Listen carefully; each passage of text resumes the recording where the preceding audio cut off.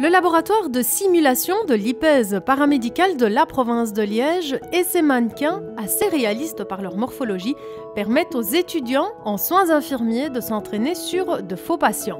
L'objectif de ce labo est la mise en situation réelle des futurs infirmiers et ainsi la confrontation aux situations d'urgence pour lesquelles la simulation est un réel atout.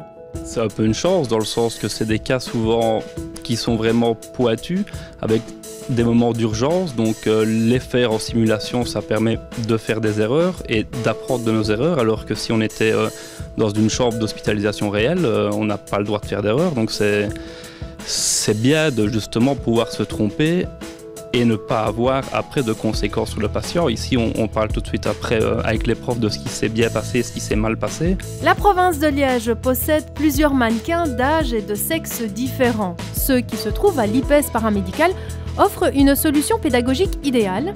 Des mannequins informatisés qui permettent d'aller beaucoup plus loin dans la réflexion et la simulation pratique en la rendant aussi réelle que possible.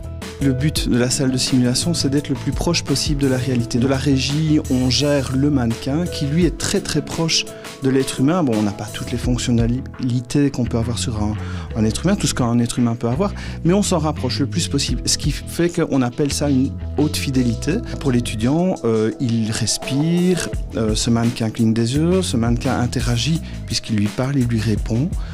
Ce mannequin a des tas de paramètres qui sont des paramètres qu'on peut retrouver chez les patients. Un scénario planifié en fonction de l'objectif pédagogique, une gestion du stress qu'il faudra dompter pour ces futurs professionnels de la santé.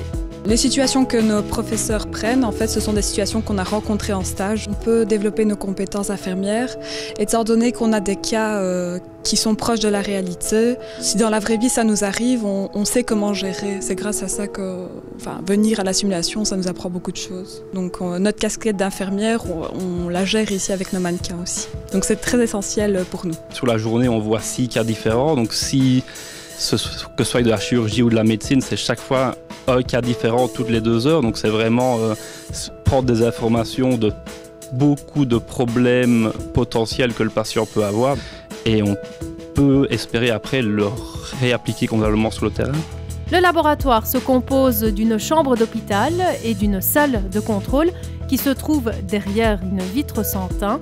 Les professeurs peuvent ainsi observer l'attitude des étudiants.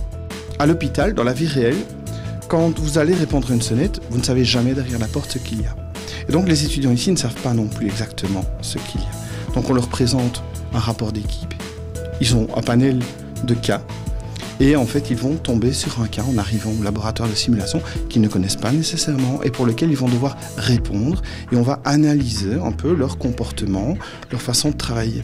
Voilà. Et ils sont dans un climat assez confiant puisqu'il n'y a pas de réelle cotation, il y a plutôt ici un avis qui leur est donné, un partage d'enseignement ou en tout cas un partage de vision de la prise en charge du patient. Et ça leur permet d'affiner leur prise en charge et éventuellement de développer leurs compétences. Construire un scénario à l'école sur des situations que les étudiants seront amenés à rencontrer sur le terrain est aujourd'hui le meilleur moyen pour un apprentissage efficace du métier à exercer.